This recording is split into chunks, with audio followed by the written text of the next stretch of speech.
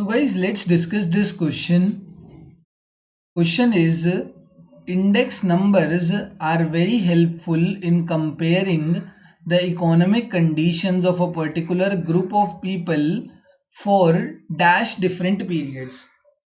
ठीक है, अगर हमें ना दो इकोनॉमिक कंडीशंस को कंपेयर करना है, दो इकोनॉमिक कंडीशंस को कंपेयर करना है कितने टाइम पीरियड की, तो अगर तुम्हें पता हो प्राइस इंडेक्स को P01 से रिप्रेजेंट करते हैं, जिसमें जीरो जो होता है वो होता है बेस ईयर प्राइजेज या बेस ईयर क्वांटिटीज, मतलब वो बेस ईयर की जितनी भी चीजें हैं, बेस ईयर के जितने भी एलिमेंट्स हैं उनको कंसीडर करता है। एंड जो वन है वो रिप्रेजेंट करता है करंट ईयर को, ये करंट ईयर के सारे एलिमेंट्स को मेजर करता है या करंट ईयर के सारे एलिमेंट्स को कंसीडर करता है। तो अब P01 है, P01 मतलब हम प्राइस इंडेक्स निकाल रहे हैं of the current year by taking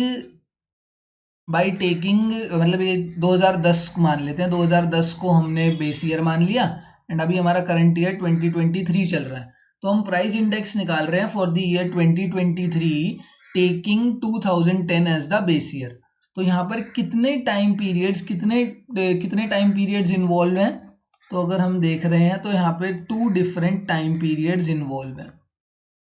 हमेशा ही हम 2 डिफरेंट टाइम पीरियड्स इन्वॉल्व हैं। इंडेक्स नंबर्स की जब भी बात होगी ना, तो एक चीज़ ध्यान रखनी है, इंडेक्स नंबर की जब भी बात होगी तो it is always related to 2 different time periods. यहाँ पे हम P012 नहीं निकाल सकते या P013 नहीं निकाल सकते, ये नहीं हो सकता कि हमने बेस ईयर ले लिया, करंट ईयर ले लिया और आगे नेक्स्ट ईयर या प्रीवियस ईयर ऐसा करके भी कुछ ले लिया। हमेशा जो है प्राइस इंडेक्स वो 2 ही टाइम पीरियड के लिए, 2 ही टाइम पीरियड को कंसीडर करके निकाला जाता है। First is base year and the second one is current year.